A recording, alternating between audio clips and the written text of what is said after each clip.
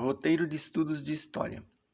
O objetivo desse roteiro é trazer informações complementares para o desenvolvimento das atividades 1 e 2 do caderno Trilhas de Aprendizagem. Leia o texto e responda às questões no final. Responda também às questões da atividade 1 e 2 do caderno Trilhas de Aprendizagens e envie todas as questões no Google Classroom. Pré-história brasileira. A habilidade a ser trabalhada com esse tema será a segunda parte da habilidade 6, que é identificar fontes que permite o desenvolvimento de estudos sobre os primeiros habitantes da América com foco no Brasil. Os primeiros ocupantes. Em 1825, o naturalista dinamarquês Peter Lund mudou-se para o Brasil, onde residiu até morrer em 1880. Entre 1834 e 1844, ele se estabeleceu na aldeia de Lagoa Santa, em Minas Gerais, e começou a estudar as cavernas da região. Nesse local, encontrou mais de 12.000 fragmentos de ossos fossilizados de animais, além de alguns fósseis humanos, conservados durante milhares de anos. Ao analisar o material, Lund descobriu que muitos desses ossos pertenciam a espécies extintas, como o megatério, um bicho preguiça de até 7 metros de comprimento. Constatou ainda que seres humanos conviveram com esses animais gigantescos e que a presença humana em nosso território era muito mais antiga do que se imaginava na época. Um século depois de Lund, os pesquisadores já identificaram cerca de 20.000 diferentes sítios arqueológicos pré-históricos no Brasil, nos quais foram encontrados objetos de pedra e cerâmica, esculturas e restos de alimentos de milhares de anos. Esses vestígios ajudam a reconstruir hábitos e costumes dos primeiros ocupantes do nosso território. Uma das mais importantes fontes desses estudos são as pinturas rupestres, como veremos na seção Olho Vivo.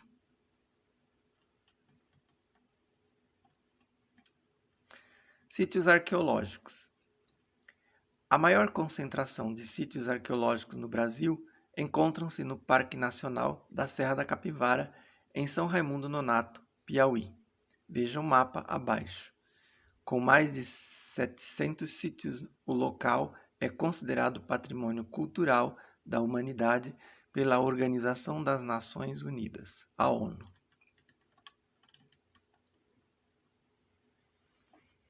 Observando o mapa, localizamos o estado do Piauí e a região da Serra da Capivara, onde se encontra uma das maiores concentrações de sítios arqueológicos no Brasil.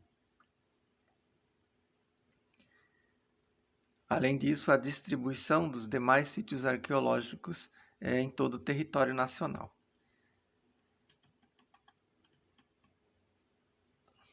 Lagoa Santa. A região de Lagoa Santa, em Minas Gerais, é um dos principais sítios arqueológicos do país.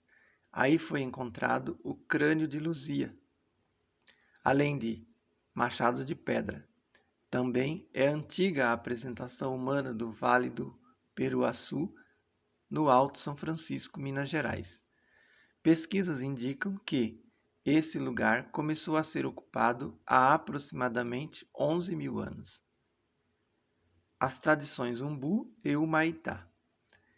Entre 9.500 anos antes de Cristo e 1.500 anos depois de Cristo, aproximadamente, os campos da região sul do país e do estado de São Paulo foram ocupados por grupos da tradição Umbu. Exímios fabricantes de instrumentos de pedra, eles difundiram duas grandes inovações tecnológicas: o arco e flecha e as boleadeiras, arma de caça ainda hoje utilizada nos pampas gaúchos. Formadas por 2 ou 3 bolas de pedras amarradas em tiras de couro, elas eram arremessadas contra as pernas do animal caçado, de modo a imobilizá-lo. Os povos da tradição Humaitá viveram na mesma região. Inicialmente, dividiram alguns espaços com os povos da tradição Umbu. Mais tarde, trocaram os campos pelas matas, preferindo as partes altas ou as encostas. Fabricavam instrumentos de pedra e, além dos produtos da caça e da pesca, alimentavam-se de pinhão que assavam, cozinhavam ou transformavam em farinha para o fabrico de pães e bolos.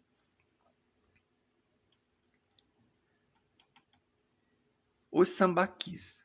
Acredita-se que entre 7.000 e 6.000 anos atrás, o litoral brasileiro começou a ser ocupado por povos que viviam principalmente de recursos marinhos.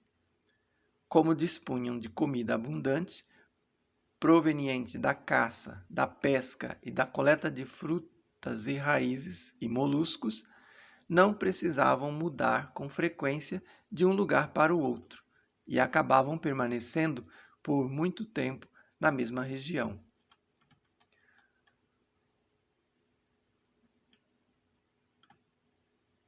Um de seus costumes era guardar as conchas dos moluscos coletados e empilhá-las, juntamente com restos de comida, ossos de animais e ferramentas.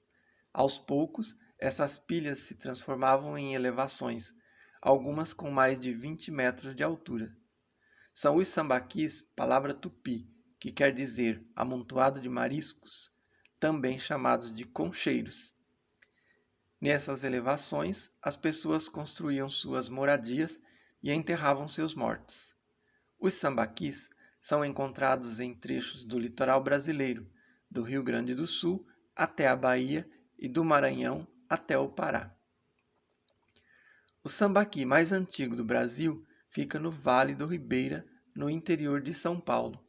Nessa região, cientistas encontraram, em 2001, a ossada de um homem que viveu há cerca de 9.000 anos. Os povos dos sambaquis desapareceram por volta de 1500. Povos da Amazônia e de Marajó.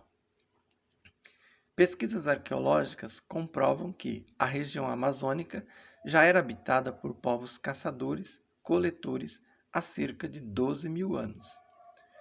Por volta de 2.000 anos antes de Cristo, alguns desses povos começaram a praticar a agricultura e a arte da cerâmica. Entre os anos 1000 a.C. e 1000 d.C., surgiram na região sociedades mais complexas, com uma organização social hierárquica e um artesanato altamente desenvolvido.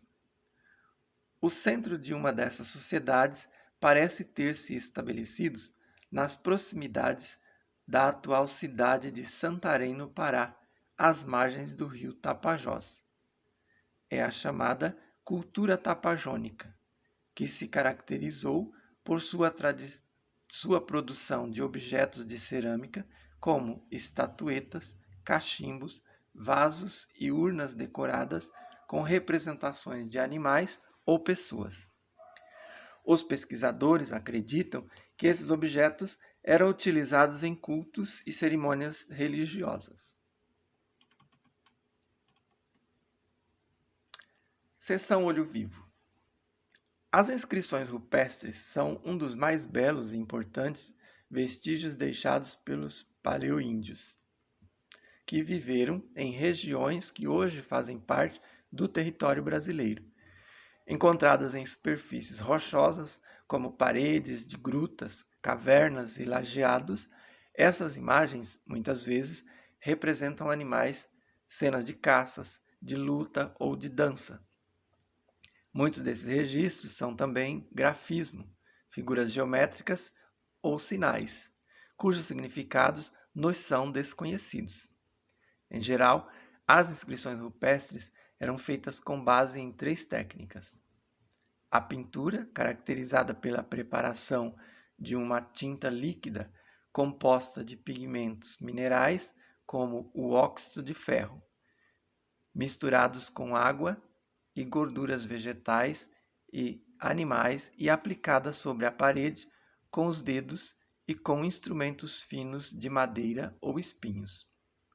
O desenho, que consistia em aplicar pigmentos brutos, como o carvão, urucum e genipapo, diretamente sobre a rocha.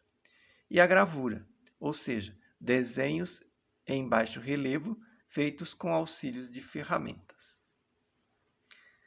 A seguir veremos uma cena de luta, uma cena de guerra, onde a lança é arremessada em direção a um inimigo.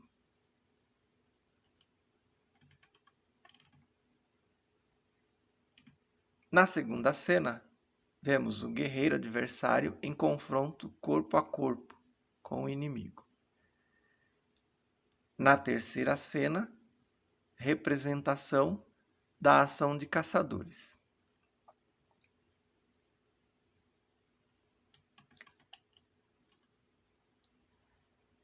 Agora responda as questões. Número 1. O naturalista dinamarquês Peter Lund é considerado o mais importante pioneiro da arqueologia brasileira.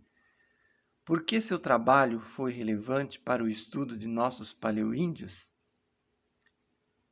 2. Aponte as principais características e importância dos sítios arqueológicos da Serra da Capivara e da região de Lagoa Santa. 3. Indique separadamente quais são as principais características dos povos de tradição umbu e dos povos de tradição humaitá. 4. Os grupos humanos que, segundo as pesquisas atuais, chegaram ao litoral brasileiro entre 7.000 e 6.000 anos atrás são denominados de povos dos sambaquis. O que são sambaquis e para que serviam?